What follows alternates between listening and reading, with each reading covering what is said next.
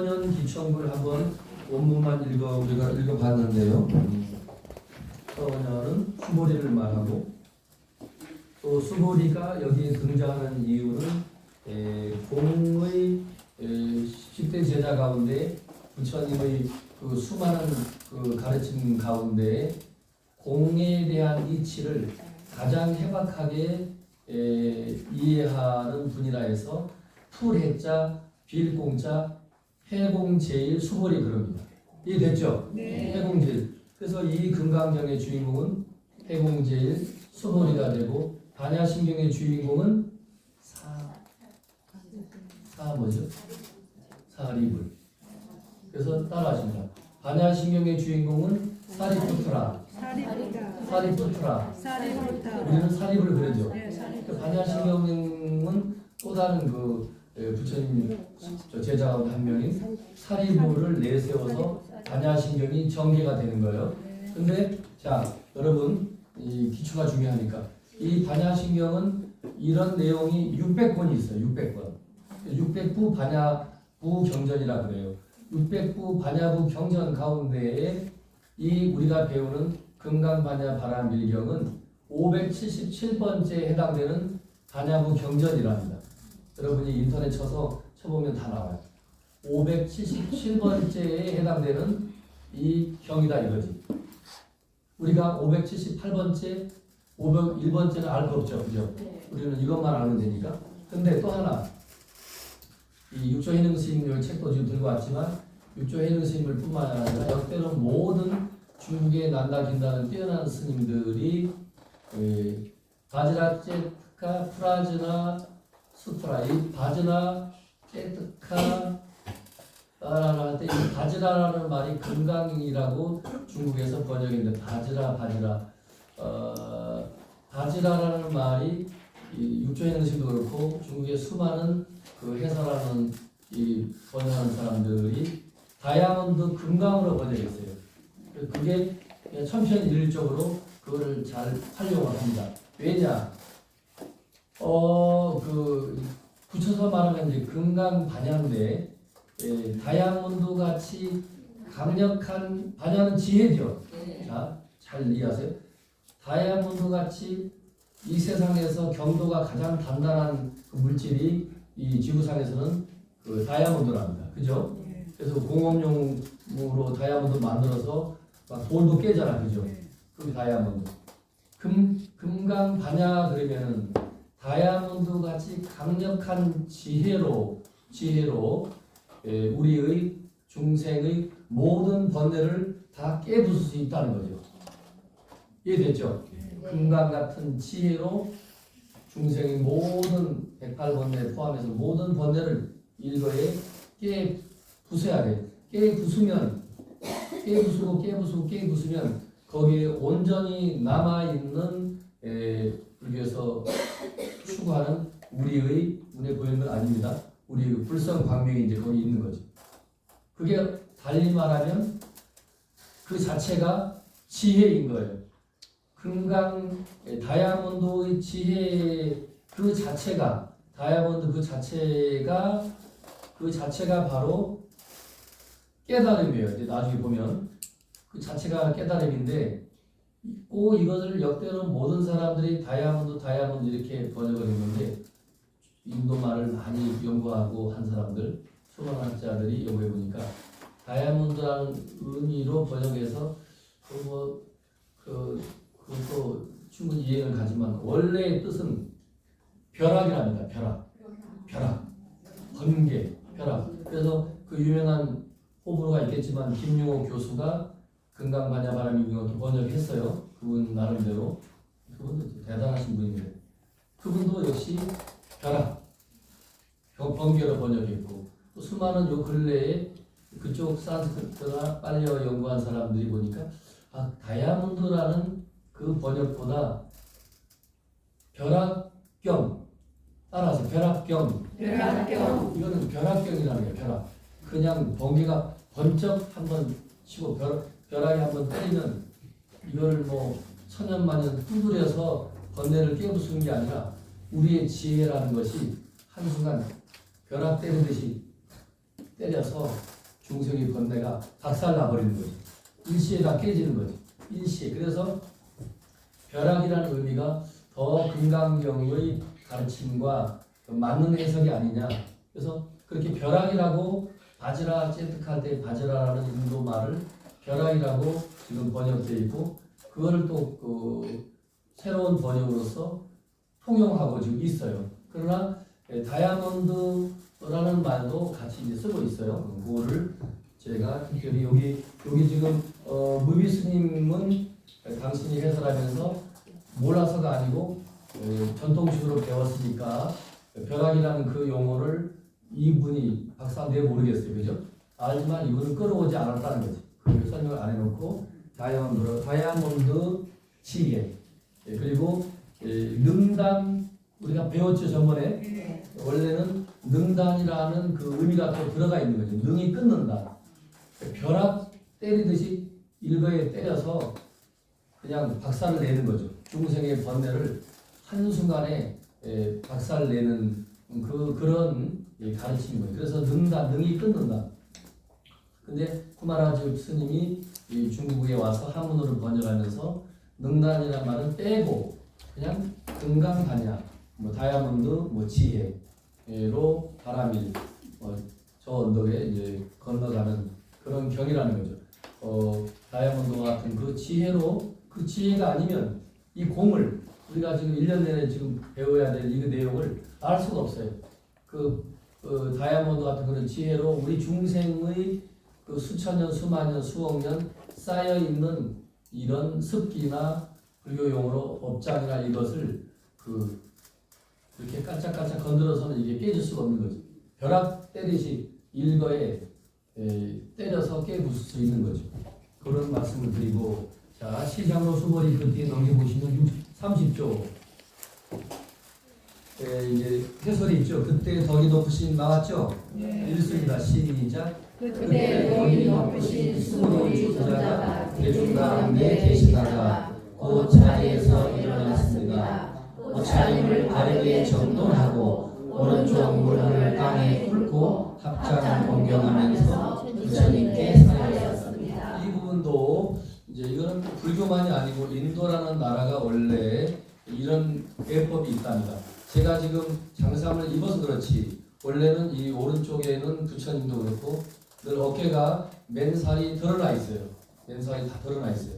그래서 왼쪽으로 이렇게 걸쳐져 있어요. 왼쪽으로 이게 지금 이렇게 가사가 오른쪽은 가슴이 다 드러나 원래 있는 건데 우리 북방불교에서 기후나 이런 것 때문에 이런 장삼도 따로 갖춰 입다 보니 그렇지 부처님은 이런 옷 안 입었어요. 그냥 뚜루루 많은 이 가사만 있었죠. 수행할 때 입는 가사, 탁발할 때 입는 가사, 뭐 청소나 그런 거 할 때 입는 가사 나눠져 있어요. 그래서 이게 현담 우견이라는 말이 오른쪽 어깨를 이제 드러냈다는 말이에요. 제 어깨는 옷에 가려져 있죠. 그런데 우리는 가려져 있지만 부처님은 그래서 이 수보리도 인도 불교만 이런 게 아니고 인도의 예법은 그 어떤 위대한 성자에게 어떤 질문을 할 때 그렇게 웃을 찾지 오른쪽 무릎을 한쪽을 이렇게 꿇고 질문하는 거죠. 합장하면서 그게 불교식의 예법이 아니고 인도 사람들은 그렇게 이제 해왔다는 거죠. 자, 그 다음에 또 31페이지 읽습니다.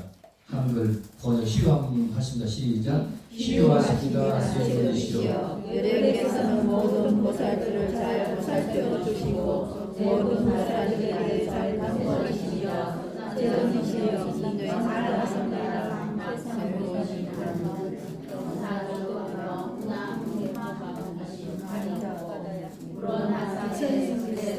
여러분 이렇게 어떻게 열애가 소명론제 보살하며 소부적제 보살하나니 여경제처럼하라 방위여설하니라 선남자 선녀이니 발알하더라 삼가산보리심 하나님은 의유시명명 여시한복기심이니라 유연이니라 세존이시여 원용용문하나이다. 이제 우리가 금강경은 공부할 때 굳이 한문 공부를 뭐 하는 건 아니어서 다음 시간에는 이제 요거는 여러분 집에서 읽고 한글 번역된 걸 가지고 이제 할 수 있습니다. 이제 우리 한문을 또 읽다 보면 어려워할 수 있으니까. 자, 시유하십니다. 번역을 했습니다. 시작. 시유하십니다. 세존이시여 여러분께서는 모든 보살들을 잘 보살펴 주시고 모든 보살들에게 잘 방무하십니다. 세존이시여 선한 자 선녀이니 세상의 깨달음에 대한 마음을 일으킨 이는 어떻게 머물며 어떻게 그 마음을 한복받아야 합니까? 여기서 이제 그 해공제일 수보리 존자가 그 A를 갖추고 앞에서 보신 대로 오른쪽 어깨를 드러내고 가사를 다 입고 오른쪽 무릎을 꿇고 합장 공용하면서 부처님은 탁발하고 오셔가지고 1250명 제자들과 조용히 그 소위 삼매에 이제 드십니다. 이걸 아셔야 돼요. 우리가 이거 간과해서는 안 되실 게 이렇게 그 위대한 깨달음을 성취한 이분에게는 이렇게 표현하고 싶어요. 언제나 이분은 그 삼매 속에 있는 거예요. 언제나 우리는 그게 안 돼요. 억지로 막 5분을 낮춰서 마음 집중해 하라 해도 마음 집중이 안 되는데 이분은 그걸 온전하게 완벽하게 성취하신 분이에요. 할정대에서 나오는 정념, 그죠? 마음 챙김, 정정이죠. 완전한 그 삼매를 정정이라고 해요. 결정할 정자. 늘 앉아 계시면 바르게 결과보자 하고 앉으셔서 그대로 그냥 최면을 건 것도 아닌데 본인이 그대로 삼매에 늘 계셔요. 그래서 때로는 제자들이 묻지 않아도 당신이 한 말씀 하실 때도 있고 또 이런 질문에 의해서 또 말씀을 시작하기도 합니다. 여기는 분명히 당신 혼자 말씀한 게 아니고 수벌이라는 제자의 질문에 의해서 당신이 결과무자하고 지금 법당에 앉아 계신 그 부처님 그 자세로 명상에 그대로 삼매에 계시는데 삼매에 계신다 해서 누가 옆에서 부르면 그 소리가 안 들리느냐? 다 들려요. 그러니까 그분의 마음은 보통 중생들 마음처럼 흩어지거나 뭐 앞에서 오두방정을 다 떤다 해도 그분이 마음이 흔들리지가 않는 거죠. 그 정도로 어떤 정신 세계가 완전한 그 평정의 상태에 늘 있는 거죠. 그런데 수고리가 이렇게 여러분이 지금 그 자리에 계신다고 상상을 해보십시오. 삭발을 하고 왔다. 다 밥을 먹었다. 손발을 씻고 1250명이라는 그 많은 숫자들이 숲속에서 기원정사에 앉아서 다 저마다 이제 여기 우리 지금 경전만에 40명이 다 책상에 앉듯이 그때는 책상이 없고 숲속에서 저마다 숲이 뭐나 갈대나 이런 걸 엮어서 지금 같은 방석이 있는 것도 아니고 그렇게 엮어서 또 있는데 1250명이 그렇게 조용할 수가 없고 이거는 뭐 그냥 그야말로 정멸 그 자체죠. 고요하게 있는데 갑자기 그 정적을 깨고 일어나서 치유하다라고 하는 거예요.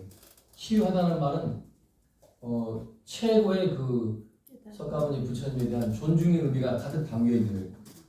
이야, 진짜 어떻게 이럴 수 있을까? 어떻게 일사불란한 거잖아, 그죠? 1250명이 어쩌면 저렇게 후시럭거리는 소리 하나 없이 다 1250명이 달릴만 하면 다 알아하니 알아. 또 다른 부처님인 거죠. 이름만 제자일 뿐이지. 다 그게 너무 감동적인 거죠. 너무 감동적인 거예요. 그러니까 야, 시구하다 참으로 그 신비하고 이런 일은 보기도 드물 뿐만 아니라 이거 두 번 다시 이런 모습 볼 수 있을까? 이런 그런 많은 그 의미가 내포되어 있는 그 용어입니다. 희유하다. 그러면서 이제 여기서 그랬죠. 모든 보살들에게 연예께서는 모든 보살들을 잘 보살펴 주시고 자 여기 보살이라면 빨리 이해가 안 되니까 열애 석가 열애죠. 세존이라 했다가 열애 했다가 왔다 갔다 합니다. 그래도 석가 열애 하듯이 열애라는 말은 진리 그 진실여여한 그 자체를 열애라고 그래요. 열애란 말은 그 변하지도 않을 뿐만 아니라 진리 그 자체로부터 오신 분이라 해서 원래자를 써서 한문 알고 보면 재밌어요. 열애를 합니다.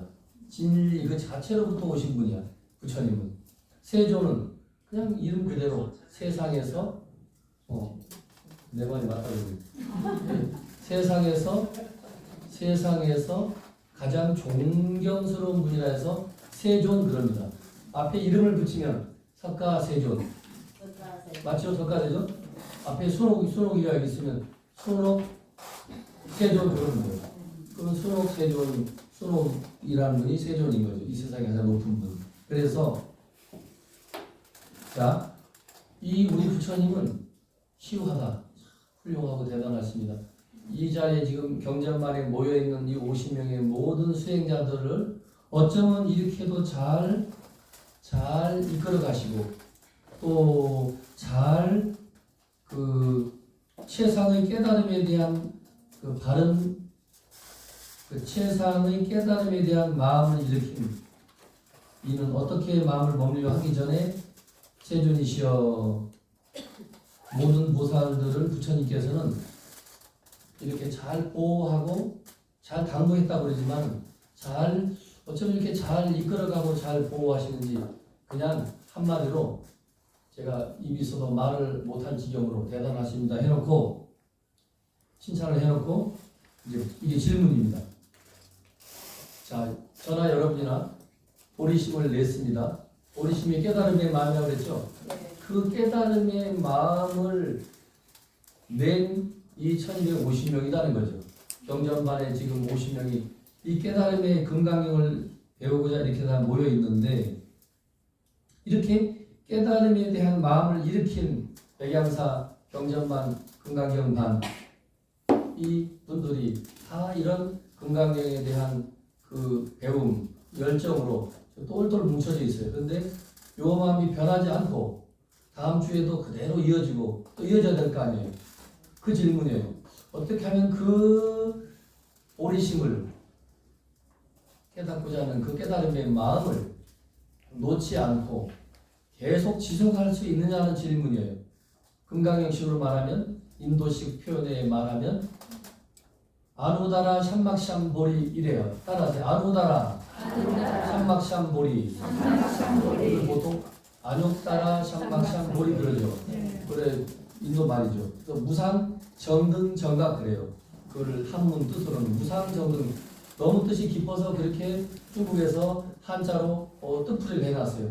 안욕따라 샴막샴보리가 무슨 뜻인데 그냥 위대한 진리야 이렇게 설명을 안 하고 이 세상에서 보도 듣도 못한 진리니까 무상이야. 위 없어. 이보다 더 높은 진리는 없어. 무상 정득, 발을정 평등하등 이보다 더 완벽하고 바른 평등한 깨달음은 없어. 정등 정각이야. 발을정 깨달은 각자. 이보다 더 온전하고 완벽한 깨달음은 없어. 그래서 무상 정등 정각이라고 해요. 그거를 그냥 한마디로 줄여서 깨달을 각자 마음 진짜 각심해도 됩니다. 깨달음의 마음. 근데 우리가 이 각심을 안 하고 이 금강경에서는 보리심 인도말을 갖다가 그냥 깨달음의 마음 이렇게 안 하고 다 안다고 전제를 하고 보리심이라고 해요. 이 경전반도 똑같죠. 그 보리심을 우리가 일으켜서 이 자리에 모였어요.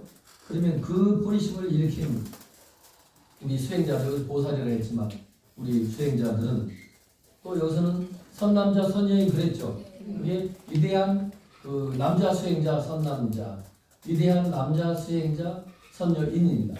거기서 줄여서 요즘 결혼식장에 가면 선남 선녀 그러죠. 여기서 나온 말이에요. 불교에서 나온 용어들이 많아요. 금강경뿐만 아니라 선남 선녀라는 말이 선남자 선여인의 줄임말이에요. 선남 선녀. 그래서 그렇게 깨달음의 마음을 일으키는 사람은 그 마음이 변하지 않고 그대로 지속하고 머물 수 있게끔 다음 주 월요일 날도 또 금강경 배우는 날이야 그리고 또 가서 배우려는 마음을 지속하고 해야 될 거 아니야, 그죠? 그걸 묻는 거예요.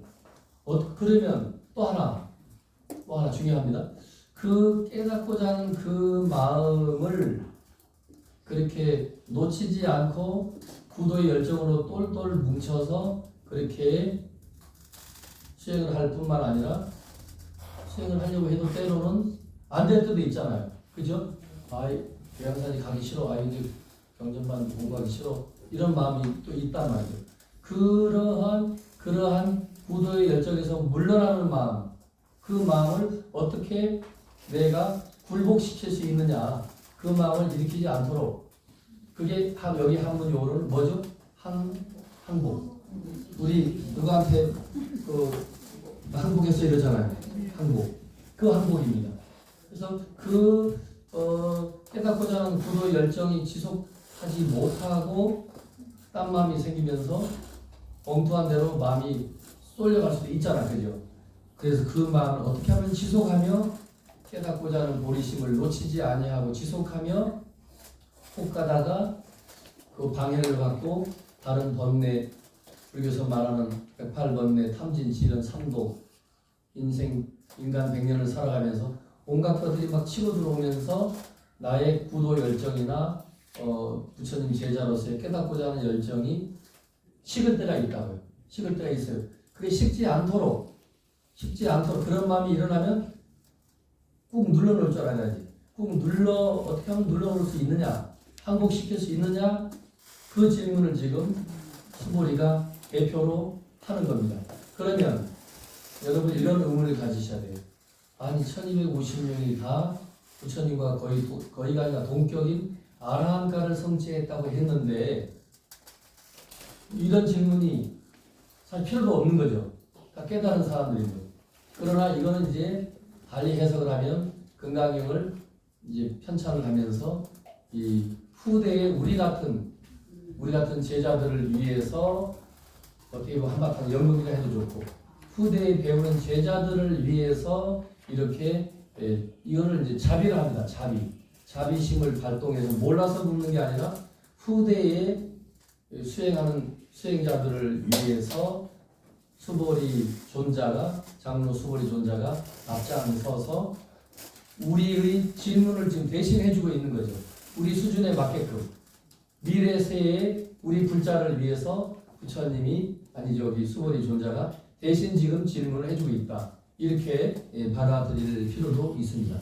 자, 그 마음을 항복받아야 합니까? 물었죠? 네. 그 다음 읽습니다. 시작. 부처님께서 말씀하셨습니다. 매우 좋은 질문이다. 수보리야, 그대의 말과 같이 열애는 모든 보살들을 잘 보살피고 잘 당부하느니라. 그대는 이제 자세히 들어라. 마땅히 그대를 위하여 설명하리라. 선남자 선녀인이 세상의 깨달음에 대한 마음을 일으킨 사람은 반드시 이와 같이 머물고 이와 같이 그 마음을 항복하리라. 이 말이 참 기가 막혀요.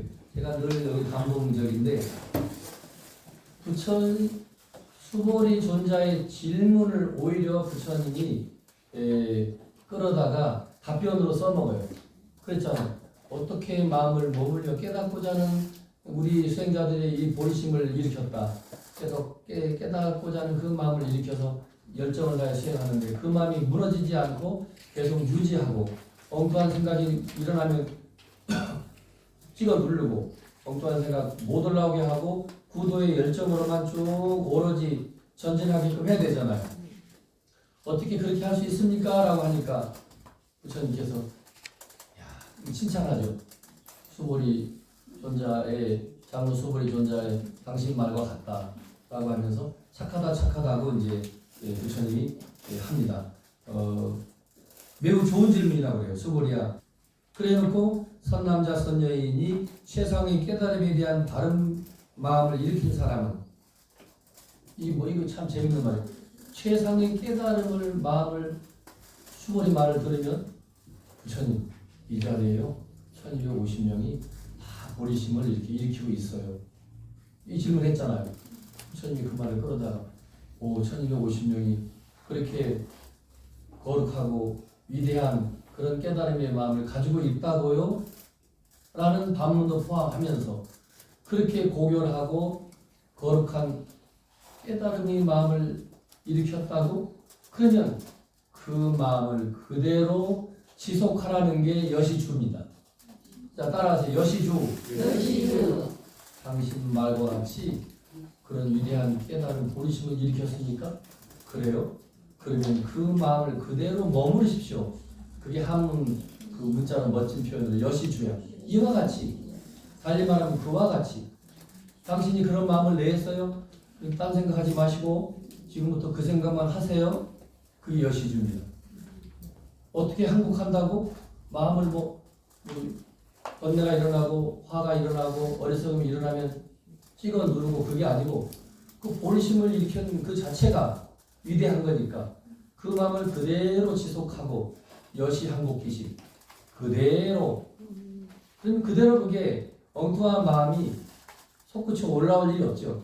우리는 중생의 입장에서는 보리심을 일으켰다가도 5분 명상을 하다가도 5분 오로지 집중이 안 되고 빨리 끝내야 되는데 우리 스님 또 언제까지 하려나 지금 시계를 보니까 지금 다 끝나가는데 이런 엉뚱한 생각이 막 들어오거든요. 이게 중생이다. 금강경에서 부처님은 그런 생각하지 말고 오로지 이 순간 깨닫고자 하는 그 마음으로 똘똘 뭉쳤으니 그 마음을 그대로 유지하고 지속해 가라. 여시주. 그러면 자동으로 한국기신 지금 3시 50분이 됐는데 스님 빨리 끝내야 할 텐데 이런 생각을 억지로 내가 누를 것도 없는 거지. 저절로 이 공부 열정에만 똘똘 뭉쳐 있으면 오히려 그런 다른 생각이 치고 들어올 수가 없는 거죠. 자, 그 밑에 있습니다. 시작. 예, 그렇게 하겠습니다. 세존이시여 바라는데 즐겁게 듣고자 합니다. 이게 이제 한문으로 그 원료 용문입니다.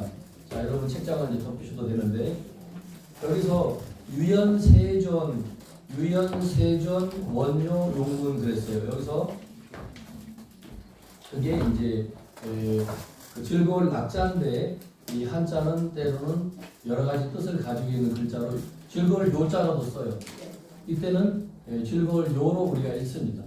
어떤 때는 음악할 때 악자로도 읽고 즐거울 낙자 쾌락할 때는 낙자로도 쓰죠. 유연 오직 그러합니다라는 이제 대긍정인 거죠. 부처님 설명을 듣고 이와 같이 그 마음을 머물고 이와 같이 그 마음을 항복 받으시오. 이 부처님이 답변이에요.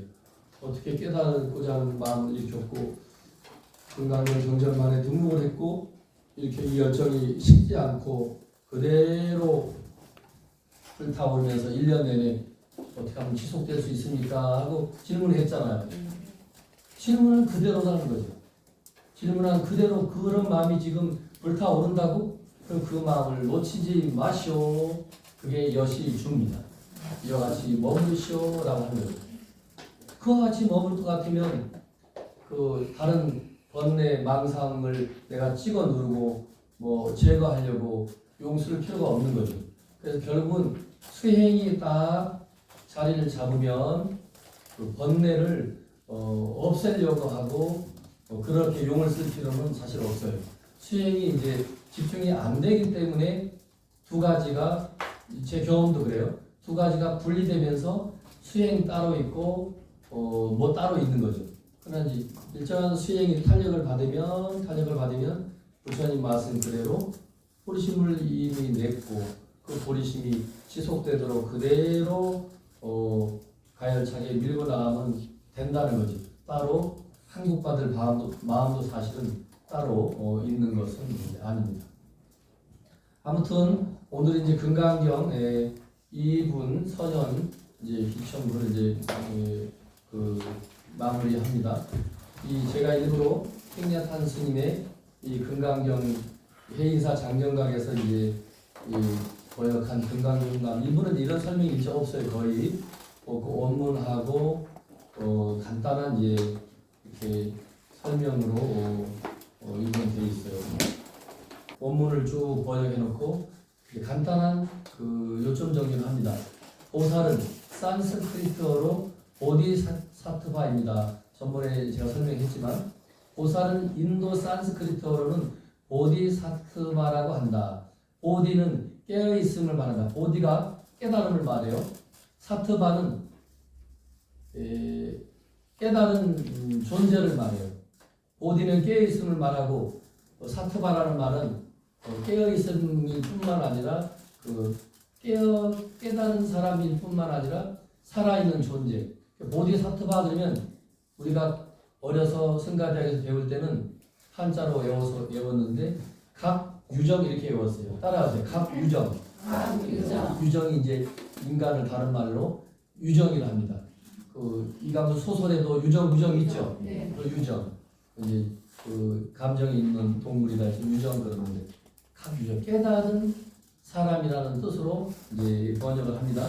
생략한 스님은 이렇게 이제 번역을 하시면서 그러므로 보살이란 다른 사람들이 깨치도록 도와주는 살아있고 깨어있는 존재를 말한다. 근데 대한민국에서는 여러분들 제가 불자님 모든 여성분들을 보살이라 하잖아요. 갖추어 말하면 보디사트바라고 불러야 되는데 대한민국에서는 신라 이후에 다 관세음보살, 지장보살이 같이 보살로 일찌감치 우리는 승격을 시켜요. 여러분들은 이미 저는 처음 와도 보살님 10년 다녀도 보살님 그 정도로 아주 알고 보면 극존칭이에요. 극존칭으로 우리는 호칭을 하고 있어요. 그래서 인간은 살아있는 존재 중의 하나일 뿐인데 살아있는 다른 존재들 역시 깨달음을 얻을 수 있는 가능성은 지니고 있다. 깨달음의 길로 들어설 때 우리는 수행할 결심을 한다. 보리심, 즉 중생을 돕는 데 필요한 가장 심오한 깨달음과 최고의 힘을 얻기 위해 마음을 어디에 귀의하고 어떻게 다스려 나가야 할까? 지금 아까 어떻게 마음을 머물며 어떻게 마음을 한복받겠습니까? 라고 했잖아요. 근데 팅자단스의 설명은 이분 나름대로 해석이 또 재밌어요. 더 쉽게 말씀했어요. 이렇게 심오한 깨달음을 얻고자 이렇게 우리가 발심했잖아요. 경전만에 등록했잖아요. 그러면 그런 깨닫고자 하는 그 마음을 어디에 귀의하고, 귀란 말 우리 귀에 못이 박혀 들었죠. 귀의. 우리의 마음을 어디에 그러면 의지해야 되고 우리의 마음을 어떻게 다스려 나가야 할까라는 게 수보리의 질문이고 우리 석가세존의 답변은 그렇게 마음을 머물면 돼라고 아까 답을 했죠. 그래서 어디에 그 마음을 의지하고 어떻게 그 마음을 다스려 나가야 할까? 금강경은 바로 이러한 질문에 대한 해답을 주고 있습니다라고 하면서 우리가 오늘 배운 2장에 대한 해설을 이렇게 간단하게 설명하고 탱냐탄 스님은 넘어갑니다. 제가 간혹 가다가 이것도 같이 위대한 스님의 설명이니까 근데 공부를 해보면 위대한 스님의 설명이라 해서 뭐가 좀 대단한 게 있나 때로는 보는데 다 우리가 알고 있는 거예요. 다 알고 있는데 그걸 더 쉽게 알아듣기 쉽게 설명을 이제 해놓은 그런 차이는 분명히 있다라고 저는 생각을 합니다. 자, 오늘도 50분 동안 도대체 쉼 없이 저는 열정을 다해서 강의를 한다고 했는데 받아들이는 여러분들은 어떠하셨는지 매우 궁금합니다. 여러분들 어떠하셨나요? 진짜로 좋았어요? 네. 그럼 다음은 큰 박수 한번. 파운드런 합시다. 파운드런. 자, 중심을